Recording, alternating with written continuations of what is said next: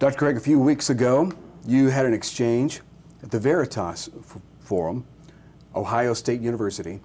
And as we've talked about in the previous podcast, and as you've also shared with defenders, your defenders class, this dialogue took you by surprise in a few ways. Let's talk about that once again. What was it about this exchange with philosopher Kevin Scharp that took you by surprise and made this suddenly from something that could have been rather routine into a really good exchange? Well, I think two things. First was that I was expecting this to be a sort of schmoozy, friendly dialogue. That's the way it was billed to me by the Veritas Forum people. But Kevin came with hammer and tongs to really take me apart. And so that was a surprise, was the aggressiveness with which he went after me and my case. The other thing was how prepared he was. I so appreciate the fact that he took the time to read debates, listen to podcasts, prepare arguments and objections. All 7 years of the podcast. He listened to all 7 years of Reasonable Faith podcasts, he told me, before the debate. He made a point of letting me know he had prepared hard. Okay. And that was evident then with his slides, his PowerPoints, and his long opening speech. And as a result, we got finally a really good exchange on some of these issues, because we have here an opponent who came really prepared. So I think this is a good object lesson for our listeners. If you want to know what would a good philosopher at one of our fine state universities say in response to my arguments, will these arguments hold up? Take a look at this dialogue and see what you think. A note about the dialogue. Sometimes reading a transcript can bring out some nuances or bring out some things that maybe the video and audio can't. I'm sure That's absolutely right. That's why I have not even watched the entire video again, but I have read the entire transcript a couple of times, because then you can pore over the arguments and especially relate what is said earlier in the dialogue to say something that comes up again in the Q&A time or the dialogue time. And by having it in print, you can make these kinds of comparisons and really understand the argument that is going on. Whereas if you just listen to it or watch it, it goes by too quickly. Now, having said that though, Kevin, I did notice one thing about the transcript. As I was reading the transcript, I noticed that there were certain things attributed to me that I thought, well, that doesn't sound right. That's not what I think. Did I really say that? And what I discovered was, when I went back to the video, the inflection of one's voice, the emphasis can put a totally different interpretation on one's words than just seeing it flat on a transcript. In one case, for example, I was actually speaking to the moderator, not to Kevin Scharp, and that put a whole different interpretation on the words. So sometimes the rhetorical factors in an oral presentation, tone of voice, inflection, things of that sort, can be very important for understanding what's said. Yeah. Two things I want to mention briefly that I really appreciate about Kevin Scharp. Dr. Scharp, first of all, was very complimentary to you. We'll talk about some things that probably still need to be shored up, but that's going to keep the level of dialogue and debate up there and civil, and rather than seeing them devolve into shouting matches, which could easily happen. So this kept the bar high on preparation, and he was very complimentary. He said, you have really held atheist feet to the fire in your debates, and you have showed them that you better come prepared. And so he was complimentary in that area, raised the bar. And in private conversation, he offered his condolences to me. Yes, he did. And the loss of my son, Tanner, because he had heard those podcasts. And I want to publicly thank Kevin for that as well. You gave your case first. What were your points that you brought Well, up? since the topic under discussion was not Christianity, but is there evidence for God, I wanted to present a case for generic theism that would be acceptable to Jews and Muslims and deists, as well as Christians. So I presented the Leibnizian argument from contingency, the Kalam cosmological argument, the argument from the applicability of mathematics to the physical world, the design argument from fine-tuning, the moral argument, and finally the proper basicality of belief in God. And I felt that this gives a good cumulative case for theistic belief. I want to mention that because people looking at the transcript of the debate, I don't want them to go past and say, oh, I know Dr. Craig's case, and he's going to do he's going to do 1, 2, 3, 4. He's going to do the resurrection. Then he's going to do this. Well, look into this because there are some new things, and even the way that you word them. I'm always working on these arguments to hone them and improve them as I can. And one thing that is significant about this does play a factor in the debate because Kevin Scharp interpreted the question, is there evidence for God, to mean, is there evidence for the Christian God? Mm-hmm. He thought that when you have a capital G in the word God, this is referring to the Christian God. And that, of course, Kevin, is not true. Jews and Muslims, deists, all believe in God, the God of classical theism with a capital G. And so Kevin, I think, misunderstood the debate topic and was looking for arguments for Christianity as opposed to simple theism. Okay. He begins by saying that he wants to defend what he calls 21st century atheism, that we've learned some important insights from the 20th century about philosophy of religion. It's time to take advantage of those insights. And he begins with, I think, Bill, what we could call the confidence argument and then the weakness argument. Mm-hmm. First, the position of the confidence argument.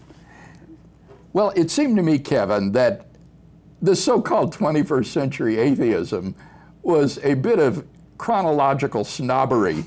There's nothing 21st century about this at all. In fact, it's very old-fashioned.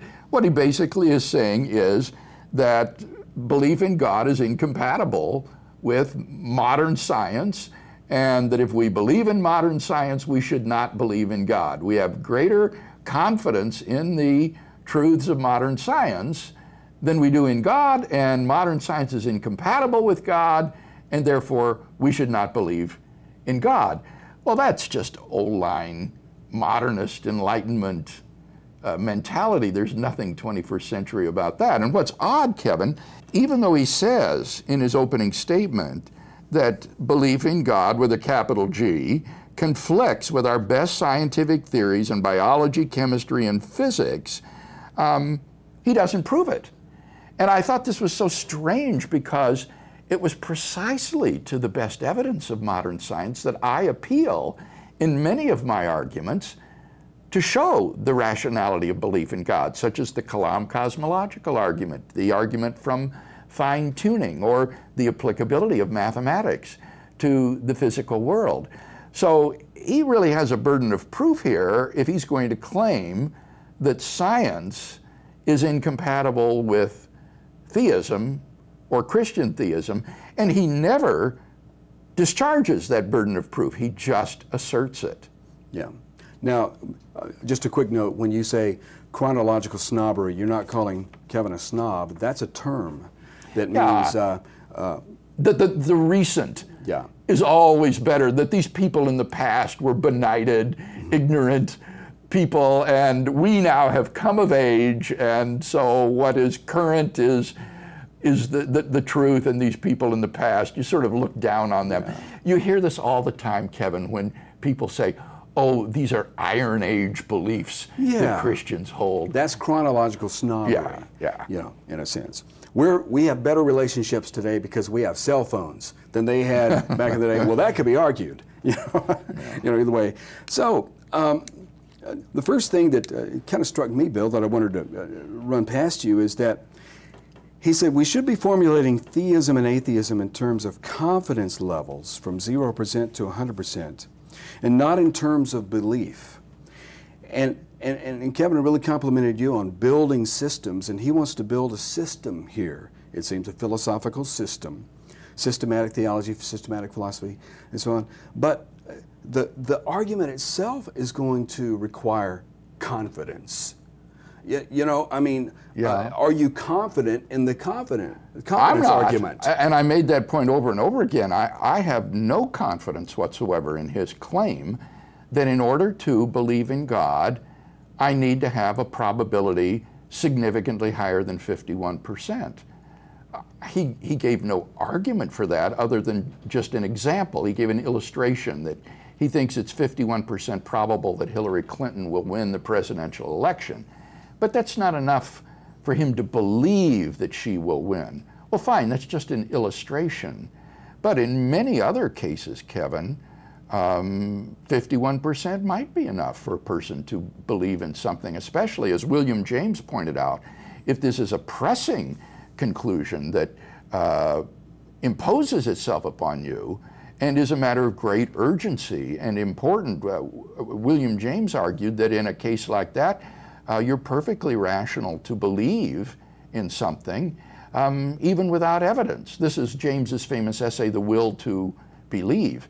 And this idea that in order to believe something, you have to be significantly more than 51% confident in it, I think is person relative and subjective. For some people that might be true, for other people it might not. For some beliefs it might be true, but for other beliefs, as James said, it may not. So I agree, I have no confidence in his argument from confidence. Okay. And Bill, while I really appreciate precision and being precise, something that he's calling for as well, boy, I just got a headache thinking about, he says that we need to start thinking in terms of I'm a theist about X and I'm an atheist about X.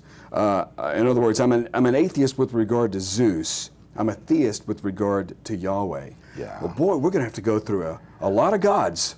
You know, what, every Indian god, every pagan god? Well, this is a typical internet atheist gambit that really is unworthy of a sophisticated philosopher. The sort of popular slogan is, we're both atheists, I'm just an atheist about one more God than you are. Yes. And that's just silly. The monotheist believes the proposition God exists. The atheist thinks that proposition is false. And there's a world of difference between those two. I am not an atheist in any sense of the term. I am a theist because I believe that proposition is true. And it's just, I think, a sort of, frankly, silly atheist slogan to try to say, well, we're all atheists. Yeah, in some way. But and if a person says, I'm a Christian theist, that's enough. That's going to wipe out Zeus and everybody else. And it certainly wipe out atheism. I mean, he's not an atheist if he is a Christian theist, in any sense of the word. Okay. And then he gets into the weakness argument, perhaps. That's something that you could call it. That is distinguishing between weak religious views and strong religious views. He says a weak religious view is greater than 50% confidence. A strong religious view is high enough to count as knowledge or outright belief. So using these points, we can map out the various options. Again, that's a lot of mapping. Well, it's related to this confidence claim that he has. He thinks that even if you conclude from the arguments for God's existence that it is more probable than not that God exists, suppose you come to that conclusion on the basis of these arguments, it's more probable than not that God exists. He would say that's not enough confidence for you to believe that God exists. Well, who says? There are plenty of people who believe in God on far less evidence than that. And there's no reason to think that a person who believes that it's more probable than not that God exists would therefore believe in God. So it seems to me that this is person relative, it's arbitrary. And this argument from weakness is simply a bad argument. Apparently his threshold is very high, even though he just uses this as an example. He says, let's say the threshold for belief is at 80%, you know, and that might kind of show where he thinks something ought to be before he's going to count it as either knowledge or belief, you know. Right, he wants to raise the bar for success in natural theology as high as he can. Whereas you see, my strategy is to try to set the bar as low as you can. I want to make it easy for people to become theists. He wants to make it become difficult for people to become theists. So he wants to raise the bar as high as he can. You've got to have 70, 80% confidence level that God exists in order to believe that God exists. Well, again, who says? Maybe that's true for Kevin Scharp, but that may not be true for me or for most people. It's purely arbitrary and person relative. It's person relative. It's era relative as well. What would be considered a strong evidence in one era, it kind of varies from time to time. But even more fundamentally, and I hope our listeners grasp this point, it's irrelevant. This weakness argument is irrelevant. Why? Because what he's attacking here is not the arguments themselves. What he is attacking are my criteria for good deductive arguments. In my published work, I've argued that in order for a deductive argument to be a good one, it needs to have true premises. Secondly, the conclusion needs to follow from the premises by the rules of logic. And thirdly, the premises need to be more plausible than their opposites. And if those conditions are met, then you've got a good deductive argument. And that's what he's attacking. He's saying those criteria are too lax, that it's not enough for the premises to be more plausible than not, because that only gives you 51% probability. And that's too weak for belief in the conclusion. Well, now, suppose he's right about that, Kevin. Well, that's fine. That doesn't affect my arguments at all. That would just say I need to revise the criteria for what counts as a good deductive argument. But he's never shown that my arguments failed to meet any high standard of probability or confidence. I think that these arguments establish their conclusions to far greater probability than 51%. I'm just saying this is the minimum level for a deductive argument to be a good one. But in fact, the arguments I offer are based on premises that are far more probable than that. I mean, think of the Kalam cosmological argument. I'd say the first premise, that whatever begins to exist as a cause, has virtually 100% probability. It's impossible for something to come out of nothing. And the probability that the universe began to exist, I'd say, given the philosophical and scientific evidence, is very high indeed. So the conclusion will be equal, or no less than, I should say, than the probability of that second premise. And so even on his criterion for a good argument, I think these arguments are very good arguments. They establish their conclusions to a very high degree of probability. He's just attacking my criteria for a good argument and not attacking the arguments themselves. One final point about this, Kevin, that I think is a misunderstanding on Dr. Scharp's part. He seems to think that the probability of the conclusion of a deductive argument cannot be any higher than the probability of the conjunction of the premises. You take the premises together and ask, how probable is it that all of these premises are true? And that will give you the probability of the conclusion. Well, that's false in a deductive argument. The probability of the conjunction of the premises only sets a minimum probability for the conclusion. So if the probability of the premises is 51%, all that proves is that the probability of the conclusion cannot be less than 51%. cannot be less than 51%. That's right. It shows merely that the probability of the conclusion cannot be less than 51%, but it could be much higher. It could be 70, 80, 90%. And I think Dr. Scharp was under the misimpression that the conclusion to a deductive argument has a probability which is simply equal to the probability of the conjunction of the premises. And that's why he thought that I was offering weak arguments, because I said, in a good argument, the premises need to be more probable than not. The premises have to have a 51% probability. And he thought that therefore I was saying the conclusion is only 51% probable. Okay. And that's simply wrong. That's not the way deductive logic works. What it implies is that the conclusion is no less than 51% probable. But it could be much, much higher. Bill, he seemed to put it like this, that there's a conflict. Dr. Craig is arguing for this much certainty. He's really confident in God, but he's only offering arguments that reach this much confidence way down here, because this is the minimum, and there's a conflict there. He seemed to be saying that sometimes, yeah. Kevin. It's not entirely clear. I think more often what he was saying was, in order to believe in God, you need to have this high confidence level. But Dr. Craig is only claiming that his arguments show God exists to 51% probability. And I think both of those assertions are false. You don't need to have super high confidence in order to believe something.